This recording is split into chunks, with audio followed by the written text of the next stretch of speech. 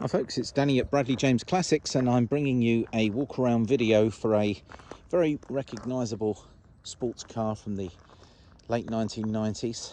Bit of an icon, to be fair, and this one is about as late as you're going to see a Mk1 Mazda MX5. They made a special edition which really saw out the end of the well-loved MX5, called this one the Berkeley. Now I understand it was something to do with a hotel promotion, and I've even heard people speak about a American university, but whatever you want to believe from the internet, I can assure you this is a limited edition version, which is number 368 out of 400.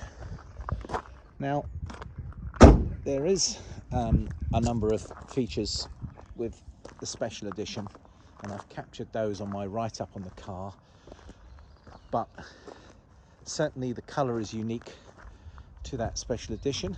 They call it a sparkle green. It is very attractive colour, looks wonderful, a little two-door sports car.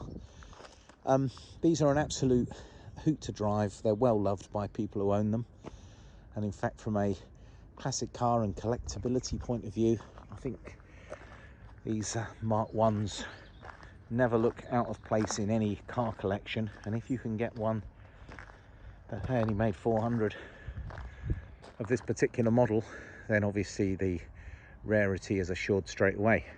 Now this one has been loved by the previous owner. I think he had it for about 7 years.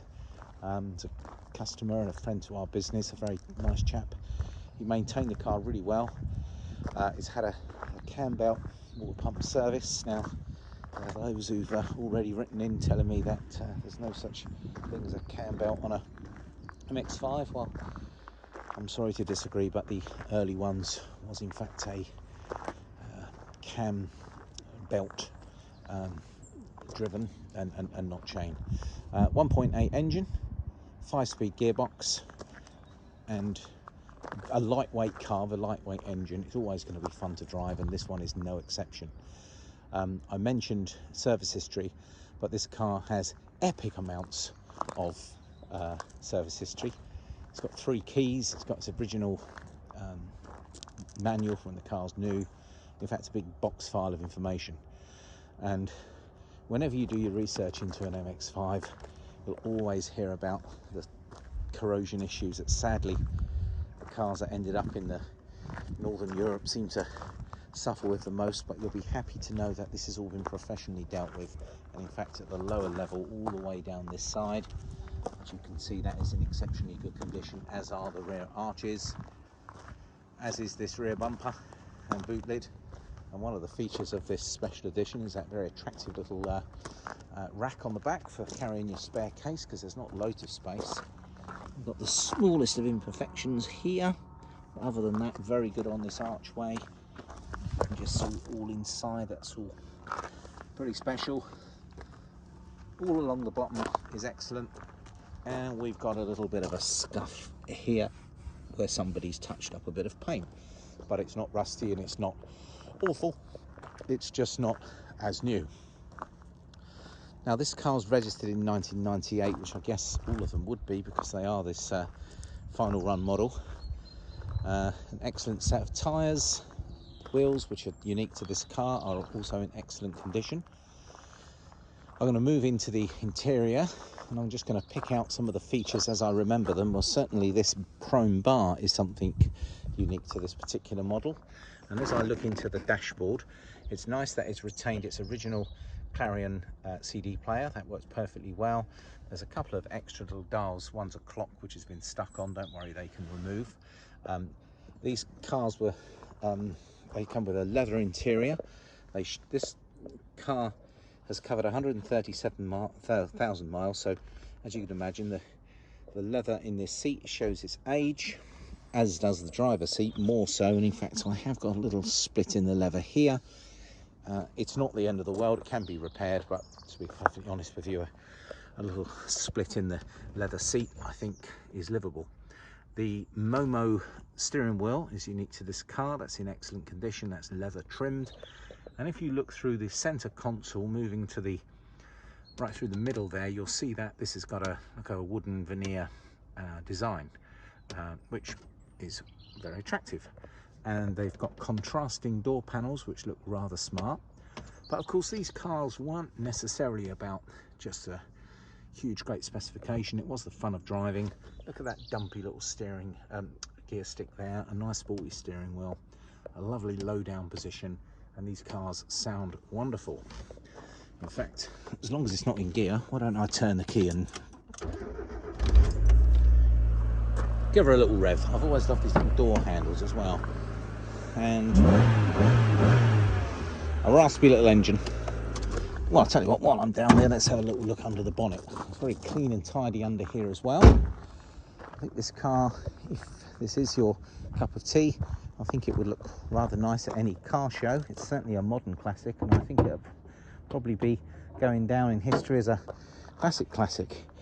And look how lovely the engine, it's all painted up here and kept in tip-top condition. So it's very attractive under the engine bay. I mean, it's a really good looking engine, and those of you who know your history of these cars, you can see just how even similar. I mean, forget that little fuel injection plenum box there, but certainly this double overhead cam cover, doesn't it look just like the Ford Lotus engine, in which of course this whole car was based on the Lotus Elan from the 1960s. Let's step back. Now, the car's in stock now. We can offer full UK transport at a very competitive rate. We operate our own small fleet of trucks. We can offer a part exchange, and we can pick up the part exchange when you're dropping off your new classic, or you can come down. Overton Railway Station is a 5-minute walk from us, and you can drive this one away, as it's one of our modern classics. I think that's going to be a lot of fun, especially on a day like today. And we can also, as I say, look at your existing classic or modern car or light commercial vehicle as a trade-in. But it is also just a lovely little car to have popped away in the garage for weekend use and evenings. I also mentioned the roof. Now, the roof, probably one of the easiest cars you're ever going to find for putting a roof up. A good roof.